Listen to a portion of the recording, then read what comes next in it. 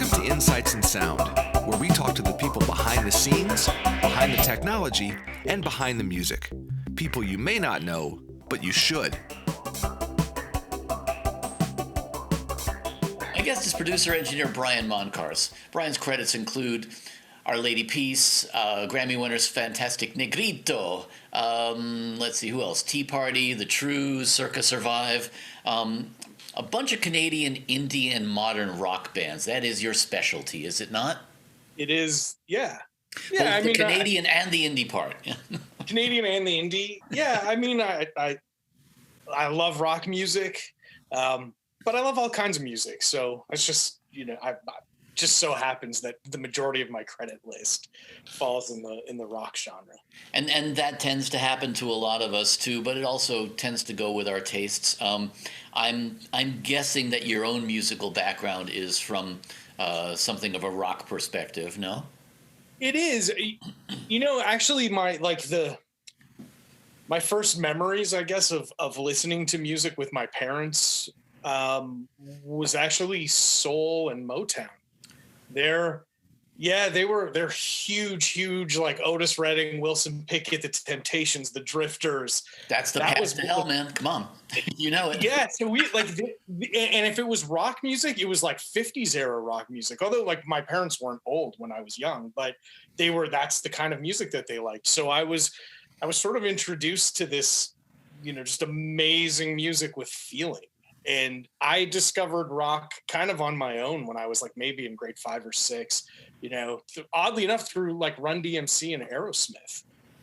But what's interesting there is the parallel is that all of that music is done very organically. Yes.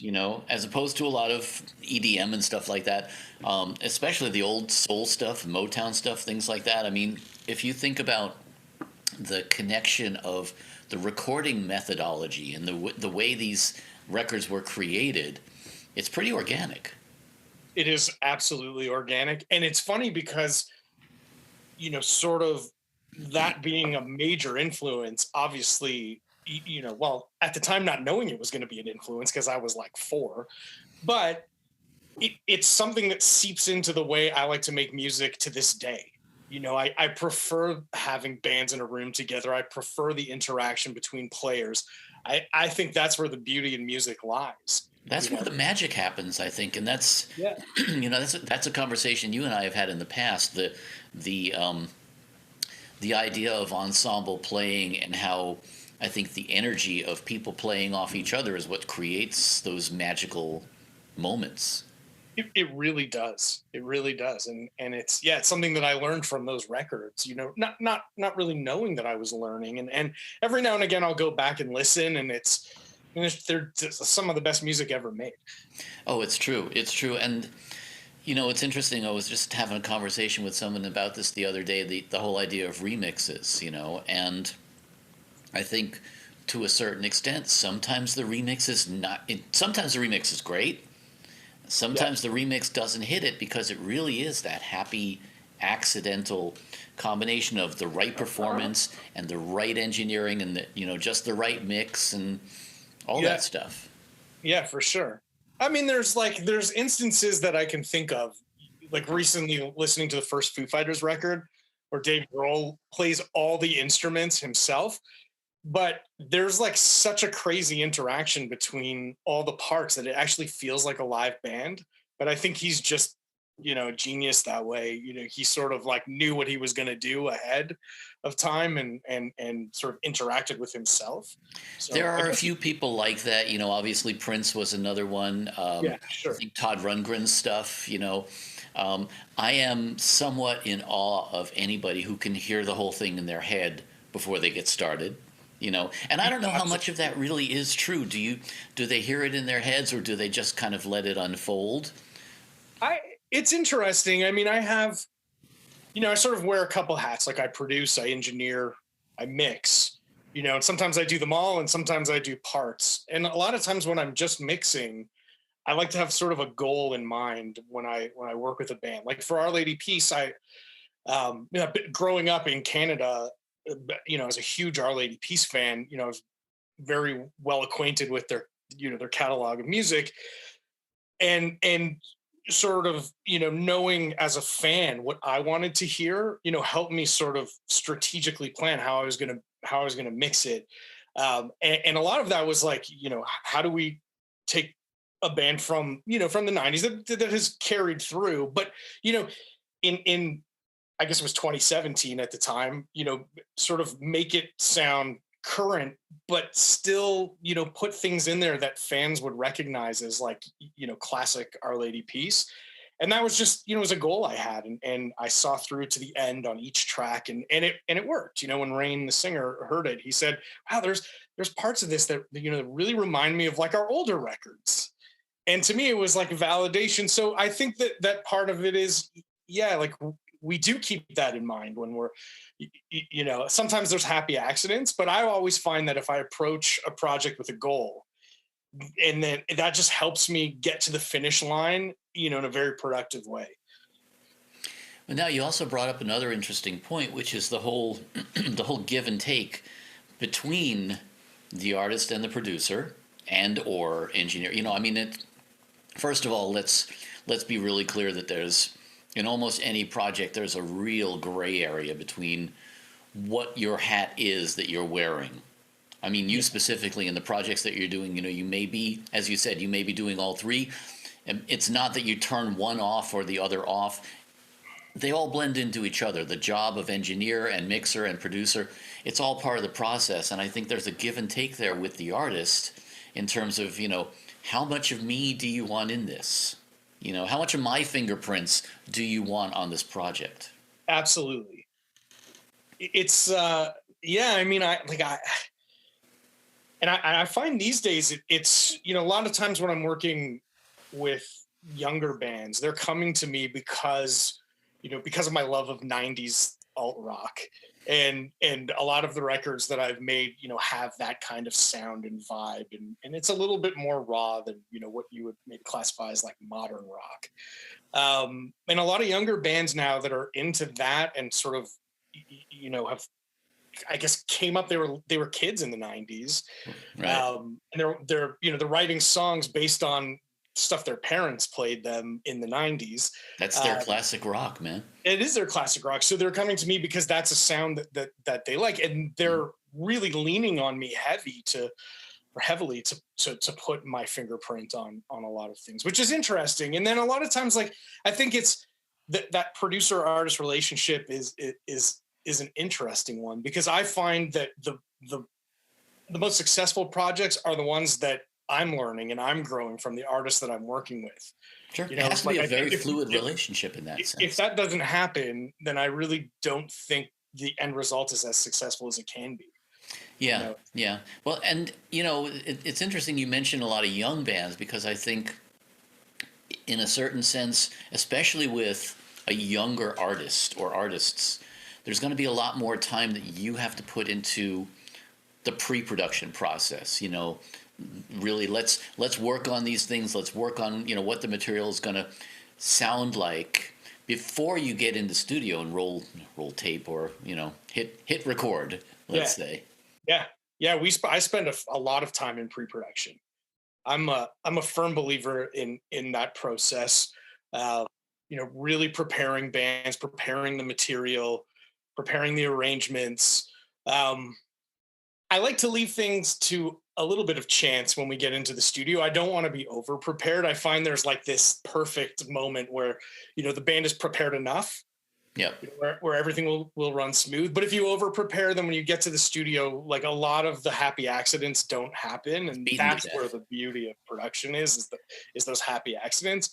But, I spend a fair amount of time. I mean, we want to make sure that the songs are right, that every aspect of every part is right. And then we'll leave like little things like overdubs and harmonies and things, to chance in the studio. So there is still some of that, creative flow. But especially these days with the way budgets are, and we have to utilize every second we're in the studio. We can't really be doing pre-production at the same time. I also think being involved in that pre-production process gets you closer to the artist. Really because you does. have more time to Yeah. understand their vision. Yeah. And it helps to build the trust. When you start, I mean, when an artist approaches me and they send me demos, they're like, it's like they're babies that they're sending to me. It's though, it's hard as a producer, especially working with someone for the first time, to kind of like get them comfortable enough that you're, going to suggest these changes and that they're going to accept the changes. And some of those changes could be like, I love your verse and bridge, but the chorus isn't quite right yet. Like, I think it needs a rewrite.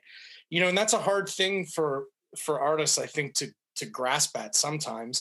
But through pre-production, especially when you start introducing gently some of the ideas that I know that an artist is going to like, and they start seeing like the fruits of that labor, and it kind of breaks them down in a way to being a lot more open to some of the harder suggestions you're going to make. And then at the same time, you're just building trust between you and the artist, which really is one of the the keys to successful music production is trust.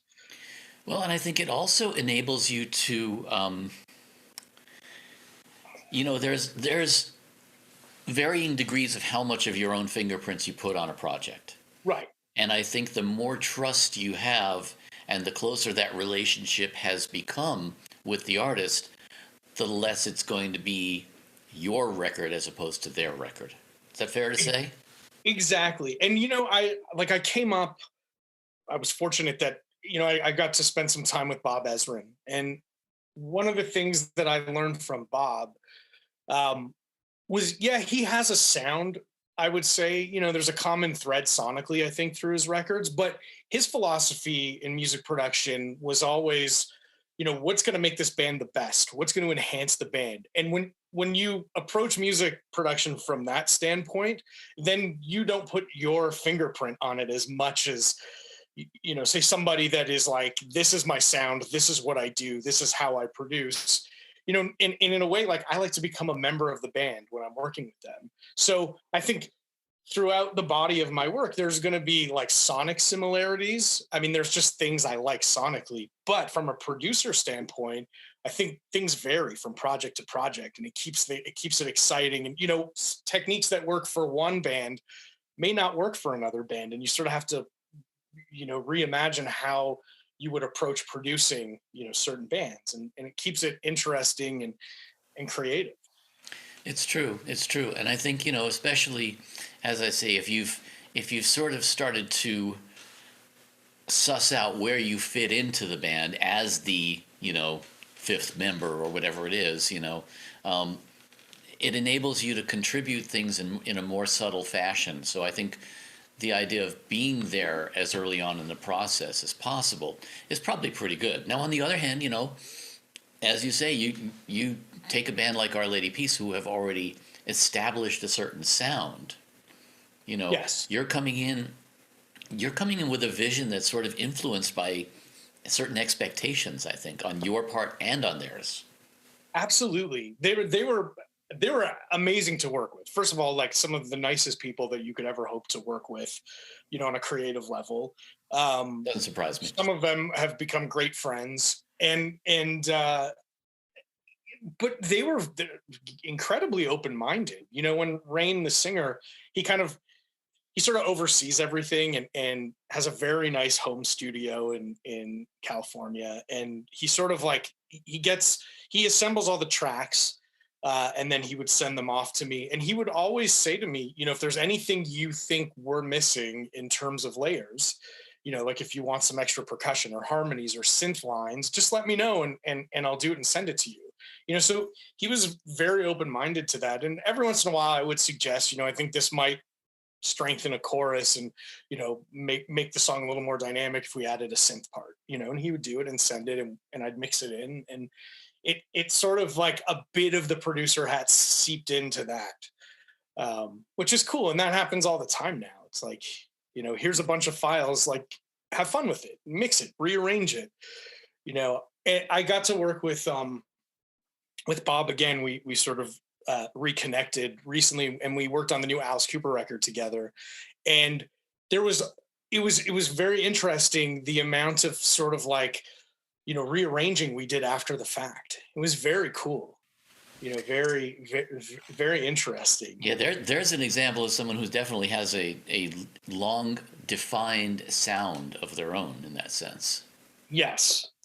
Yes. And yet, yeah, Bob is, I mean, obviously, as you said, Bob has certainly been a mentor to you and a lot of us, Oh yeah. Yeah, I think he's one of those producers who I think does not really leave a fingerprint on the artist. And also, I think he's got a very good ethos in terms of what he wants to accomplish with the artist. And that was always interesting to me as well. He really does. And it was one of the coolest moments probably of my career was engineering vocals on that Alice record. We went to Arizona, and it was like, it was me in this little control room, Bob standing next to me, and Alice right behind me, and Bob really No pressure. Yeah, I know. And Bob just producing Alice as we would go. And it was just like, kept giving his advice. And a lot of times it would be like a little more Alice, and it was like a little more of that character, like bring it a little bit more. And we would, we'd do a few takes and then move on. And it was, we did, I a whole like 9 songs in, I don't know, 2.5 days or something. I mean, it was pretty intense, but it was amazing. Now you have another mentor / partner that you've worked with for a long time, David Bottrill. Yeah, David Bottrill. He's. I'm sorry. Uh-huh. Yeah, no problem. He's he's another Canadian-born producer, but sort of moved away to find his success. He worked with Peter Gabriel for many years, and in Real World Studios, and on tour with Peter, and then sort of forged out on his own, and did those early the Tool records and Silverchair and Godsmack and a whole bunch of awesome records. And Bob actually introduced us. I guess I sort of came up as wanting to be more of a producer. In my when I thought about what I wanted to do, I really wanted to be in the studio with bands. I never really thought about being an engineer per se, but I just found that early on in my career in like 2001, it was like the budgets would sort of dictate me having to engineer and mix, and I kind of learned all of that on my own. This was even before I had met Bob, and so when I was working with Bob, he kind of felt like I could learn how to become a better engineer. And he knew that like Dave had recently moved back to Toronto, and he really respected Dave's engineering chops. He said to me straight up, Dave is like one of the best engineers around. So he paired us together. Dave hired me to engineer a bunch of things, and I learned so much from him, and we loved working together. Dave and I, we've got a lot of similarities and a lot of differences that sort of made our partnership really strong and incredible. He's an awesome friend to this day. But we ended up opening a studio together called Rattlebox in downtown Toronto for a few years, where we made some really cool records, both together and separate. And then it just sort of made sense for us to kind of move on from that scenario. But yeah, I mean, those years that I worked with Dave, I grew so much. I mean, what drew you to the technical stuff to begin with? I mean, obviously, if you start out as a musician, some of us stay in the right brain lane and some of us move to the left brain lane a little bit. What drew you to that? I was always a guitar player. I was always fascinated with tones, and guitar tones, and trying to achieve the best guitar tones. How many amps do you own? How many do I own? Or how many did I own? I've owned a ton of amps over the years. Now I've kind of like streamlined it, to a few choice amps, and the universal audio aux amp top box, which is the coolest thing ever. But I was like sort of coming up as a musician. I was always the guy in the band that loved being in the studio the most. So when it was like, when the engineer would say like, okay, I want one person to be here from the band while I'm mixing, when mixing sessions were always attended, I would be that guy. And I really like, it started to get to the point where like, I loved that aspect as much as the playing part. So I didn't mind when I sort of transitioned into engineering. Like it wasn't, it was a natural thing for me, but obviously a lot of trial and error when I first started out. Of course. And then once I started working with Bob, and then when he paired me with Dave, and to see how meticulous Dave was with the sonics of everything, I think really rubbed off on me. That's when it got really interesting. It was like, I mean, he's made, if you go back and listen to the, some of those Tool records, like the sounds are just monstrous, and to kind of like be able to pick his brain and see firsthand how he was getting those sounds is like, it was going to school but in the best way. I mean, he's just so nice about it and so open with his knowledge that, and his desire to see me succeed, which I think was, really cool. I mean, it's rare that you find people like that. So, that was once Dave and I became sort of apparent that it made more sense for me to continue on my path and take on my own production gigs again and not engineer for him. It sort of, he had given me the sort of tools for me to go out and make the records I wanted to make, so it was. Mm-hmm. Yeah, and not just the technical tools, I think, but it seems like both of you really have a good understanding of the psychology and those tools, which I think are in certain ways way more important than, you can have the shittiest studio in the world, but if you know how to work with the artist. Yeah, that's true. And I think what was super interesting about our relationship, like looking back on it, was that, he comes from a very like prog rock background. Working with those Peter Gabriel musicians, and then like transitioning into like King Crimson and and then Tool. And I come from like more of a like, let's get in a few takes kind of background. Like, your artist used all four chords, I know.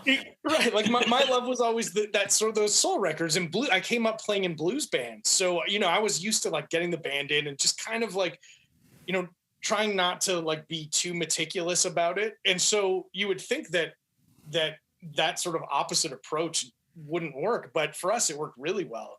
I think it would work really well. Yeah. Some of my sort of like looseness in terms of production style maybe rubbed off on him, where a lot of his sort of being meticulous rubbed off on me. And it certainly from an engineering standpoint, just hearing the sounds, like spending 3 years of like hearing these incredible sounds all the time, influenced me when I went out on my own again, doing my own projects, where it was like, there was like this bar that we set in terms of how things needed to sound. And, that was engraved in my brain and my ears. So it was much easier after, having engineered for Dave, to go out on my own and get these sounds. Yeah.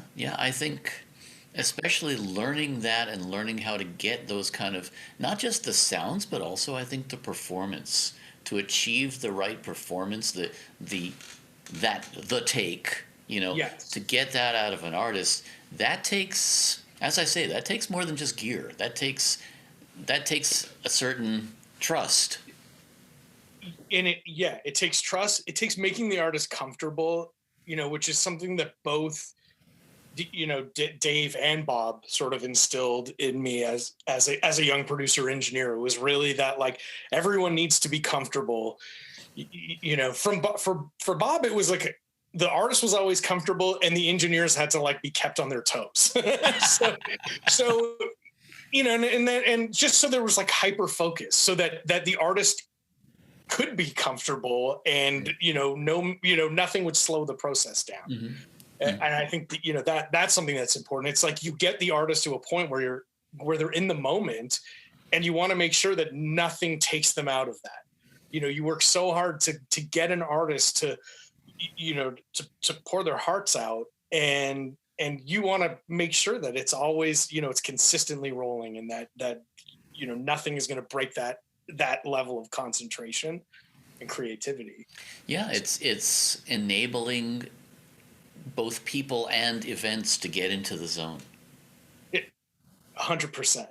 And I find like I try to keep things lighthearted in the studio. It's not, we're not doing brain surgery. It is, but it's important. It's important to be respectful but it's also fun to joke around and make it a light atmosphere. And I find that method for me as a producer gets people in the zone a lot quicker than being makes sense in the studio. So yeah, I mean, if people are laughing, the music's usually good. Exactly. If everybody's grouchy, well, you're not going to make good music. No, but sometimes it's the flip side where it's like you're working on a very emotional piece and you've spent all this time joking around, and it's like, how do you get the singer then to convey these emotions? And it's like, a lot of times I'll take them back to the moments when they were writing the song and what influenced the song, and try to get them back in that emotional state so that so it can't always be fun and games. But I mean, hey, we're making music, and like, what can be more fun than making music in the studio?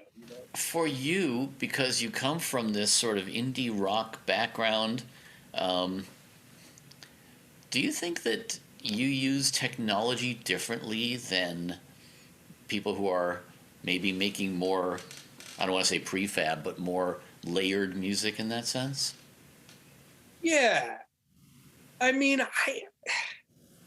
I think so. It's funny. I was doing a project a couple weeks ago, and I brought in a drum tech that I like to use, and we've worked on and off together for many years, and he sort of has seen my growth, and he said to me, like, he's like, what I love about your final mixes is that everything always sounds natural. The sounds we're getting are the sounds that end up in your mixes, and they're just sort of enhanced. And so that's I mean, that was a huge compliment to me, because it's something I spent a lot of time getting sounds in the studio. I would to the point where you put the faders up and it should kind of sound like a record. I'm trying not to do too much in the mix. Though I spend a lot of time doing mixes for clients that I haven't produced, and that's so it's definitely a strength of mine is mixing, but when I'm producing and mixing, I kind of set myself up to like make the mix easy and you go into the room and listen to the drums before you go into the studio and stuff. Right, exactly. So it's I just try to keep it organic. So a lot of times people will say, wow, you use Pro Tools like a tape machine. Like I'm pretty well versed in Pro Tools. I mean, I can I've been doing it for 20 years. I can work my way around the computer, but it's true. I'm not doing a lot of, crazy editing and I try to keep things as natural as possible, but I also have an open mind and I do what's necessary to make the project the best that it can be, and as much as I would love not to auto-tune, sometimes I auto-tune, as much as I would love not to add drum samples, a lot of times I add drum samples. It's like there's just a certain, like, I want to keep my artists competitive sonically, so that we can compete. And so I do what's necessary. The Holy Grail is the song.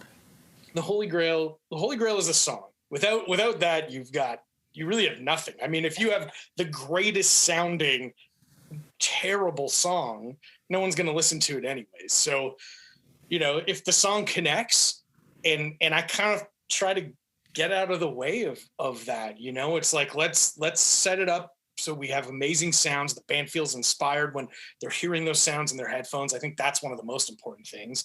If they feel inspired, sonically and from a performance standpoint, I feel like every once in a while, a singer or a guitar player will come back in from the live room into the control room and listen back and say, wow, that's the best I've ever sounded. That, to me, that's a win. If you can get that's, it happens.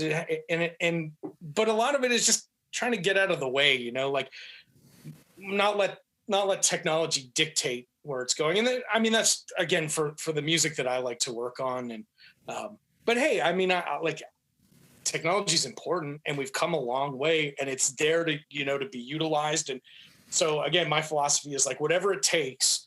No question. No question. I mean, if you listen to some of those classic recordings that you're talking about, most of the time there was a hell of a lot of work that went into the pre-production, but every once in a while there's something where like, damn, that tambourine is annoying as hell, or something like that. Right. Because it was played in the room. Like, right. You're on one mic, for Christ's sake. What are you going to do, But, right.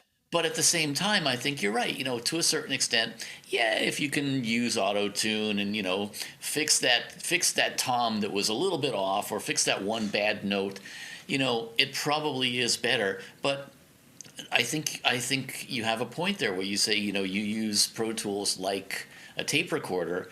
That's an organic approach, and I think to a certain extent that gets the technology more out of the way. It really does get the technology out of the way. And if you put up, it doesn't have to be even great microphones. If you put up microphones in a good spot on drums or on amplifiers, and you find, the sweet spot in the speakers, and things are just going to sound right and great.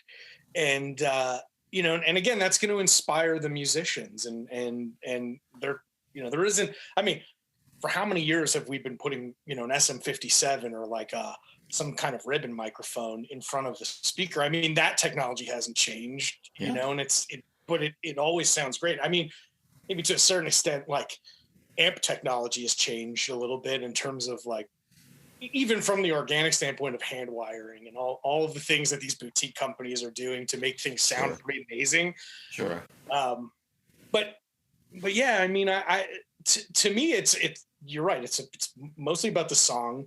It's all about the song and the performance of that song, yes. And whatever it takes to get that performance. I personally, I love when I can set a vocalist up and run a song down from start to finish, and just say, okay, like have at it. Let's do a bunch of takes this way.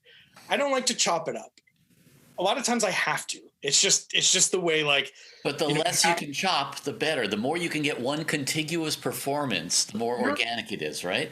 Exactly. And you're telling a story. So to me, it makes sense to tell that story in order and all at once, as opposed to, doing a verse, doing a chorus, doing the next verse, doing, let's do all the choruses first, because then you're kind of telling the story out of order, but dynamically it can be a little weird that way, because it's like you have to go back and listen to the verse.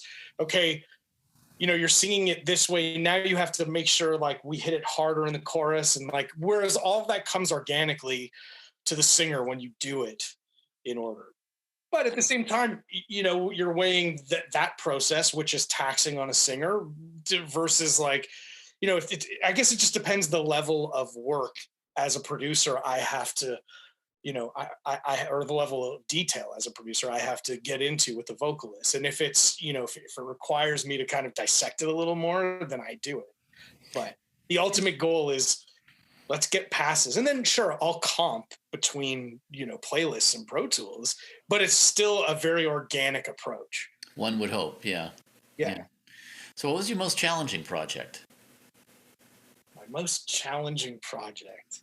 I think they're all challenging to a certain extent. Let me think about that. I'm trying to think. Like it's funny. I'm a pretty happy guy, so not necessarily in a bad way. I'm just talking about something where, let's say, you really had to stretch. Something that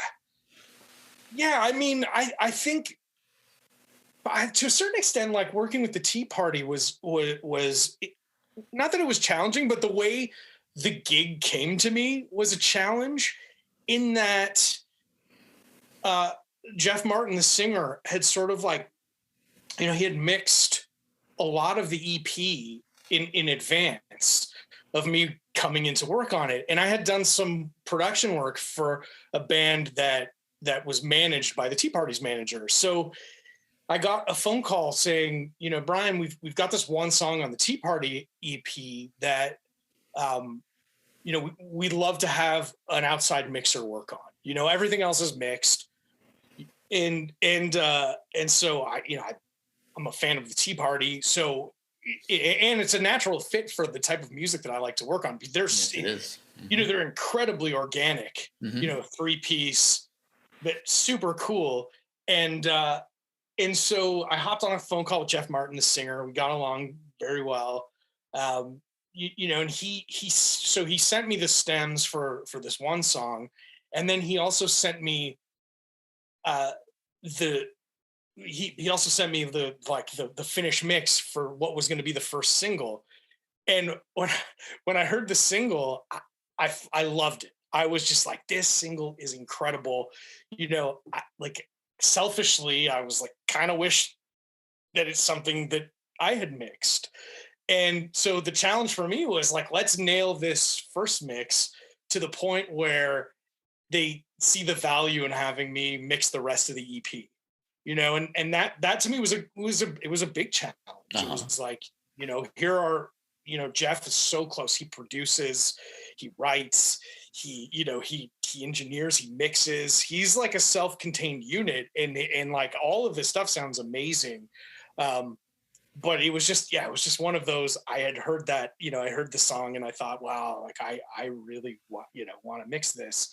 And so I spent a lot of time mixing the stems that they had sent to me, and that's exactly what ended up happening. You know, we that's how I got the rest of the gig. Was, you know, they heard that mix and they were like, okay, Brian, do you want to, you know, do you want to mix? It's called Black River. You want to take a stab at Black River? And I'm like, yeah, of course I want to take a stab at Black River. And then, you know, then I got together with Jeff. He lives in Australia now, but he was in Toronto for a month doing some press before a tour. And we got together, and then he just handed me a hard drive and said, here you go, Brian, here's the rest of the EP. Like, we want you to mix it. So that was it. That was an interesting challenge. Yeah. But A I challenge think to yourself, really, in a it way. was a challenge to myself. But in certain ways, I think they're all challenging. You know, I'm really like, I have a hard time turning my brain off when I'm in the middle of a project. You know, Yep. my family will attest to that. You know, I'm at home and a lot of times my brain is, you know, wandering to like, oh, how are we going to do this? And, you know, My family knows that syndrome too. Yeah. Yeah. So it's hard to shut off. And I approach everything, I think, as a challenge. You know, I think the worst thing you can say in the studio is that's easy. Yeah, you know? and I think the worst thing you can say about your work in general is I'm not learning anything new. Right. 100%. You always have to learn. And you know, it's like that. I mean, it's sort of like, I used to play tennis when I was younger, and it was that there was always an analogy, like from the tennis pros. Well, if you play with someone that's better than you, it's going to make you better. And Absolutely. so you know, when you surround yourself, you know, like with someone like Rain Maida from Our Ladypiece, or Jeff Martin from the Tea Party, who've been at it for longer than me, you know, you have to open your mind to learning. You know, and hopefully they'll learn from me as well, because I have a different set of skills than maybe they're accustomed to. But it's that learning, you know, and also confidence building to a certain extent, you Sure. know, and it's like you I guess you know, you're only as good as your last project, and it's like there's truth in that, is that every experience that you have in the studio, whether it's a developing band or an incredibly successful band, it all sort of comes together and makes you the producer and engineer that you are. Well, and it's interesting. You know, you talk about wanting to surround yourself with people who are more talented, and I think that's part of what keeps us going. You know, I mean, I've always said I don't want to be the smartest guy in the room, you know. Right.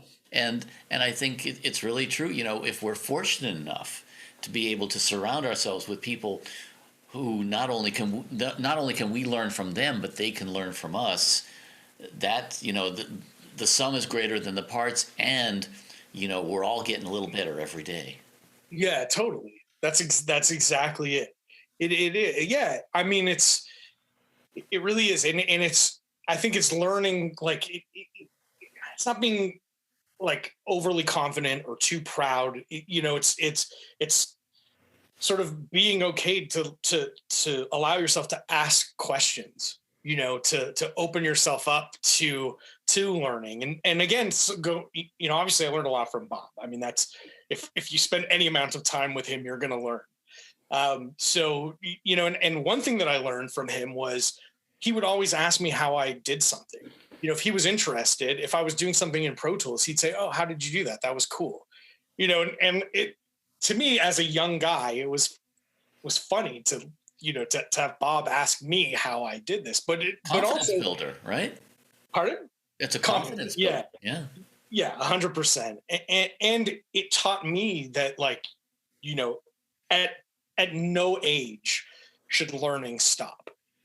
We really, as I'm 20 years into my career, but I like to, I still like to read about music production, and I still like to listen to music production podcasts and, figure out how people are mixing things these days. And a lot of that, I like to take that all in still the way I did, when I was 25, so like those things don't change for me. Yeah. Learning should be a constant experience. Absolutely. And I think, it's interesting. There's a book called The Teachings of Don Juan. You ever read it? No. Carlos Castaneda. Okay. And he's basically he's learning from this old Native American shaman in South America. Interesting. And the guy goes on this big long discourse about the different stages of development of a human being, a person. Yeah. And one of the earlier stages, of course, is hubris, thinking you know everything. Yeah. And then eventually you progress to clarity and the understanding of how little you really know. And I think it's really true. The more we know, the less we know. Absolutely. Yeah, it's true. It is. Mm-hmm. And I find the older that I get, the more need for knowledge there is. It's like I'm like, I find myself like, on the drive to the studio, like listening to more podcasts and taking in more information than I did when I was younger. Where I was like just immersed in music all the time. Mm-hmm. I mean, everything I do probably has a bit of a musical spin to it, but yeah, I like to learn. So, what advice would you give to younger people trying to break into the music industry these days? Interesting. I mean, I think it's find your passion in all of this. I was lucky that, I came from from a family that always, my mom always pushed me to do the things that I was passionate about. And she could see from an early age it was music. And she always pushed me, she never really said, well, you have to have a fallback plan. It was like, do what you love and the money will come. You'll be able to survive if you're that passionate about something. So I think I would say, that's something over the years that's never changed. If you're passionate, and patient, anything can happen. Like the possibilities are endless. It might take some time. I think it's, learn as much as you can, if it's something that, young producer and engineers serious about, find some bands to produce, get in the room, like start doing it. Sure, there's tons of schools out there, but a lot of, like, I know for me, a lot of what I learned was just trial and error on my own. It was like, I set aside some money and bought a Pro Tools rig and some microphones and rented a little bit of space and, brought bands in and just kind of cut my teeth that way. But also I think, be open-minded into not necessarily pigeonholing yourself into one thing. Like when I came up, I'm a graduate of a program called Radio and Television Arts at a university called Ryerson. So a lot of my friends that I made, ended up becoming like TV producers and creators. And so to pay the bills when I was, coming up, I would mix TV shows and that taught me a ton, in terms of balances and, just in general working with clients, so it was like, there was that aspect of my life. There was the music production aspect of my life. And then The school actually asked me to come back as a teacher. So I was teaching, early on in my career too. And it was all these things sort of put me on a specific path that I wanted to go to, but it was a combination of things. So I think it's really, to find your passion, be patient, don't pigeonhole yourself, and be open-minded to all kinds of things in the music and audio world. I think that's important these days, because it's not like, the sort of like the George Martins and Rick Rubins and Bob Ezrin's, it's a lot more challenging to do that these days. I think so. And I think, to your point, learning as many different things as you can and not pigeonholing yourself, that's really great. I mean, for one thing, I think there are a lot of people who come into the industry unaware of half of the gigs that even exist, Right. I didn't realize that, I could do Foley, or I didn't realize that I could, create sound. I mean, whatever it is, there are so many other jobs out there, ways to make a living. And I think, as you say, learning those other skills, even if you have, even if you think you have a goal over here, maybe your goal shifts a little bit, maybe it doesn't, but maybe you bring in some of that knowledge, which then impacts how you do what you do. Absolutely. I mean, I think every moment in your life will influence your career in one way or another, and especially, the careers that we have in terms of, being involved in music it's almost not a career. It's like a lifestyle choice in a way. It's like, I am music, and everything I do kind of feeds that. But yeah, I think it is you have to be so open-minded, and when an opportunity is presented before you, knowing when to take it. I think that's and when you're ready to take it. I remember the first time I went for coffee with Bob. We had met at a party at the Juno Awards, which is like the Canadian Grammys, in Winnipeg, of all places. And then he came to Toronto. He's from Toronto, but he had moved back, and we got in touch and we went out for coffee. And it was like the most eye-opening. I mean, I was 4 years into my career. So imagine this young guy sitting in front of, a legend. And I spent so many hours listening to his productions that, it was so eye-opening. And I said to him at the end of it, when we got up, it's like, oh man, I wish I had met you a few years ago. And he said to me, you probably weren't ready to meet me a few years ago. And that always stuck with me. It was like, he's right. I wouldn't have been able to ask the questions that I had asked him, and we wouldn't have been able to have that conversation, when I had just started.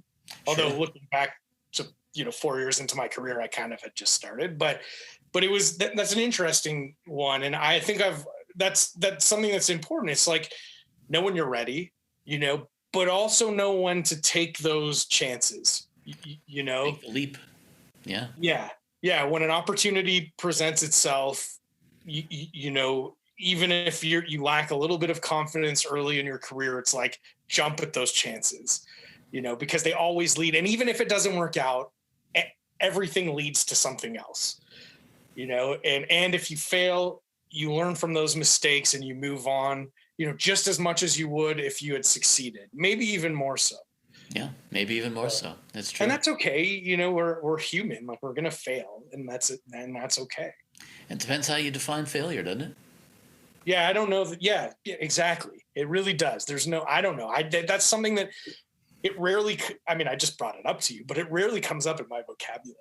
It's like, no, we'll just do it again, but a different way. Yep. Exactly. Yeah. Cool stuff. Yeah. Brian Moncarz, thank you for being my guest. Thanks for having me. I always love chatting with you. Likewise.